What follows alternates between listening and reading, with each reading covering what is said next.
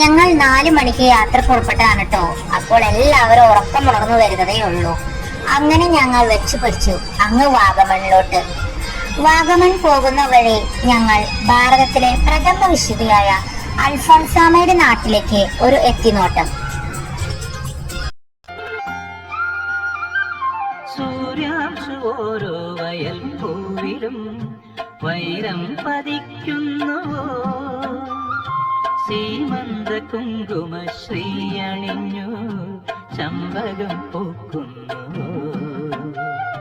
മണ്ണിന്റെ പ്രാർത്ഥനാലാവണ്യമായി വിണ്ണിന്റെ ആശംസയായി, വിണ്ണിന്റെ ആശംസയായി. സൂര്യാംശു ഓരോ വയൽ പൂവിലും വൈരം പതിക്കുന്നുവോ.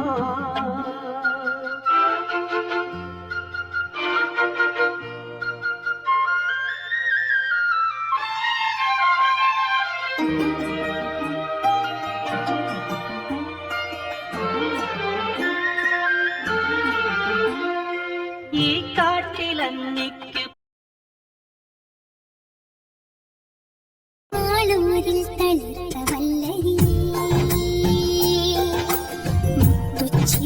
വളർന്ന പൂമുട്ടേ,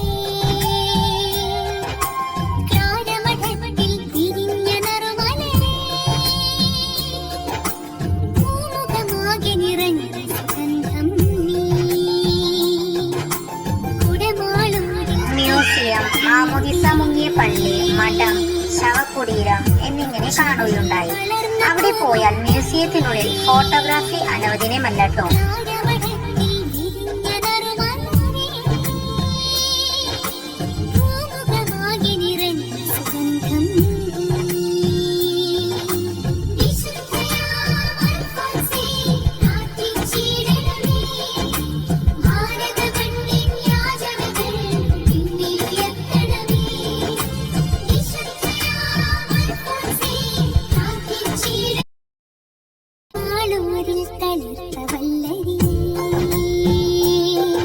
പിന്നെ ഞങ്ങൾ ശവകുടീരത്തിന് മുൻപിൽ അല്പസമയം ശാന്തമായിരുന്നു. നമ്മുടെ പ്രാർത്ഥനാ നിയോഗങ്ങളെല്ലാം കണ്ണിൽ ഈറനോടെ സമർപ്പിക്കുകയുണ്ടായി.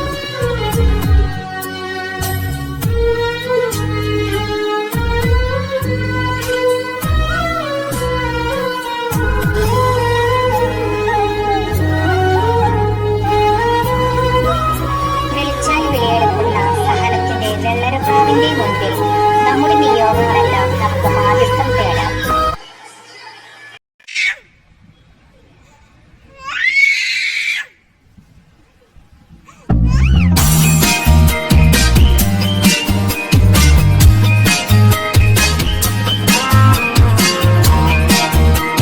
പിന്നെ ഞങ്ങൾ പ്രാതൽ കഴിക്കുവാനായി ഭക്ഷണശാലയിലേക്ക് കയറുകയായിരുന്നു.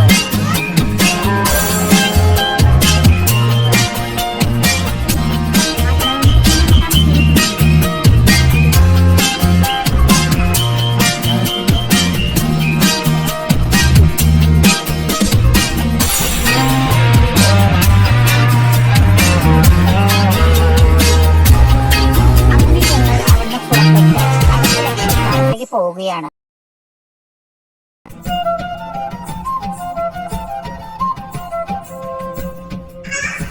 പിന്നെ ഞങ്ങൾ പോയത് ഗ്ലാസ് ബ്രിഡ്ജ് കാണുവാനാണ് കേട്ടോ.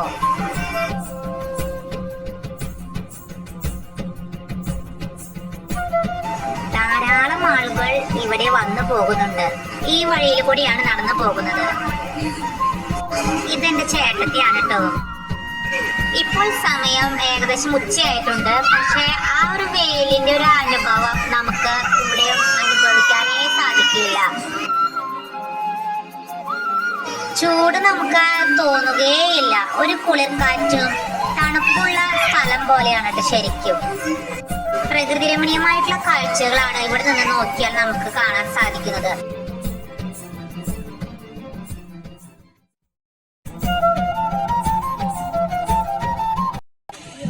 ഇത് സിപ്പ് ലൈൻ അഡ്വഞ്ചേഴ്സ് പാർക്കിൽ ഒരു രസകരമായിട്ടുള്ള ഒരു കാഴ്ചയാണ് കേട്ടോ ഈ കാണുന്നത്.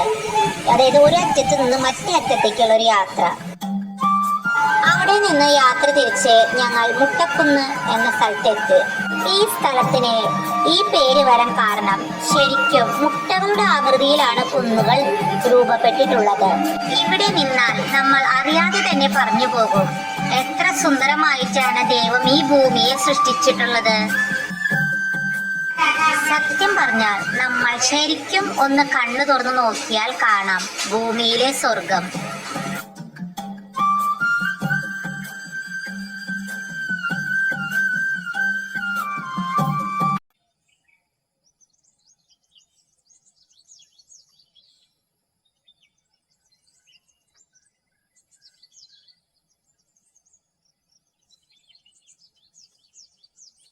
പിന്നെ ഞങ്ങൾ പോയത് പൈൻട്രീസ് വാലിയിലേക്കാണ് കേട്ടോ. നിരവധി സിനിമകൾ ഷൂട്ട് ചെയ്തിട്ടുള്ള സ്ഥലമാണ് കേട്ടോ. എങ്കിലും ഒരു ചെറിയൊരു ഭാഗം ഞാനിവിടെ കൊടുക്കുന്നു. ഈ മരങ്ങൾക്കിടയിലൂടെ നടന്നു കാണുവാൻ നല്ല രസമാണ് കേട്ടോ. അങ്ങനെ ഞങ്ങൾ കുറച്ച് സമയം ഇവിടെ ചെലവഴിക്കുകയുണ്ടായി. അങ്ങനെ നേരെ പോയത് അറിഞ്ഞില്ല അടുത്ത ലക്ഷ്യസ്ഥാനത്തേക്ക്. സമുദ്രനിരപ്പിൽ നിന്ന് 2500 അടി ഉയരത്തിൽ സ്ഥിതി ചെയ്യുന്നു. 800 വർഷങ്ങൾക്ക് മുൻപ് അഫ്ഗാനിസ്ഥാനിൽ നിന്ന് ഷേഖ് ഫരീദുദ്ദീൻ എന്ന സൂഫി പ്രവാചകൻ പാൻ ചതയ്ക്കുവാൻ ഉപയോഗിച്ച കല്ല് വളർന്ന് പിന്നെ അത് തങ്ങൾപ്പാറ എന്ന പേരിൽ അറിയപ്പെടുന്ന ഒരു മലയായി മാറി എന്നാണ് അവരുടെ വിശ്വാസം.